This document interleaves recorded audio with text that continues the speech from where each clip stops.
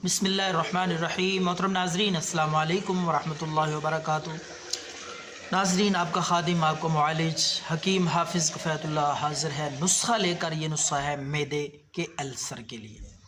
मैदे के जुमला अमराज़, जलन होना, मैदे में दर्द और इसी तरह मैदे पे ज़ख़म हो जाना जिसकी वजह से खाने के बाद तकलीफ़ होती है, और गैस, अफारा जिसको डफारी भी कहते हैं।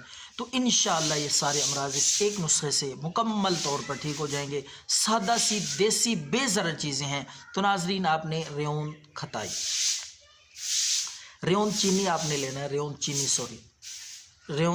चीनी, उसके साथ साबत इसबगोल, ये दो चीज़ें, इस दोनों चीज़ें बराबर वज़न में, हम वज़न, रेवन चीनी और छिलका इसबगोल बराबर हम वज़न, दोनों चीज़ें लें।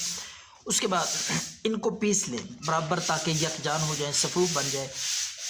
बारीक सफ़ूफ बना के पीस के ये महफूज कर लें। उसके बाद आपने किस तरह इस्तेमाल करना है, मैं आपको इसका तरीका इस्तेमाल बताता हूँ। आपने हर खाने के बाद, सुबह, दोपहर, शाम को, जिस वक्त भी खाना खाएं, खाने के बाद आपने एक चम्मच लेके आपने उसको दही में मिला लेना है।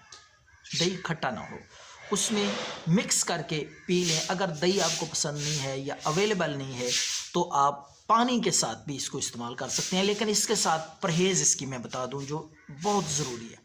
चंद दिन में इंशाअल्लाह मैदे का अल्सर, मैदे के प्रॉब्लम्स ठीक हो जाएंगे। परहेज़ ज़रूरी है, परहेज़ लाजमी करें इन चीज़ों से, ख़ासकर ठंडा पानी नहीं पीना, और इसी तरह ठंडा दूध भी नहीं पीना। खट्टी चीज़ें बिल्कुल नहीं खानी, खट्टी चीज़ों से परहेज़ करें। आलू, गोभी, भिंडी, पालक वगैरह चंद दिन तक इनसे परहेज़ करें, एहतियात करें।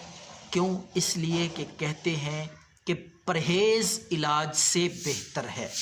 परहेज़ करेंगे तो इंशाअल्लाह जल्दी इसका रिज़ल्ट, नतीजा आपको इस देसी नुस्खे का, टोटके का नज़र आएगा। दुआओं में याद रखें। अल्लाह।